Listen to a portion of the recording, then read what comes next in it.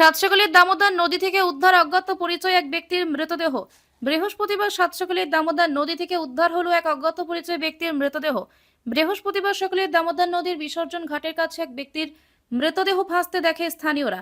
এরপরে স্থানীয় পুলিশ প্রশাসনকে খবর দেওয়া হলে ঘটনাস্থলে বরজুড়া থানার পুলিশ ও কোকোভিন থানার পুলিশ আসে।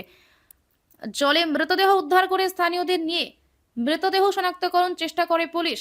কেউ শনাক্ত করতে না পারায় মৃতদেহ বরজুড়া থানার পুলিশ নিয়ে যায়। উদ্ধার হওয়া ব্যক্তির পরনে ছিল জ্যাকেট, সুসজ্জিত পোশাক। কোনো দুর্ঘটনা নাকি এর পেছনে অন্য কোনো রহস্য রয়েছে তা জানতে মৃতদেহ ময়না তদন্ত করে জানতে চাইছে বরজুড়া থানার পুলিশ।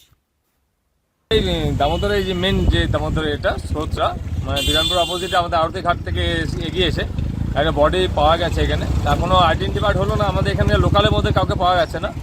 মানে সবাইকে এখানে ইন করা হয়েছে, পুরোহিত মশাই থেকে এবং চায়ের দোকান থেকে আর সবাইকে জিজ্ঞাসা করা হলো, কিন্তু কেউ কিছু বলতে পারলো না, ট্রেস করতে পারলো না। তা বডিটা প্রশাসন থেকে এসে তুলে বর্জনায় নিয়ে গেছে।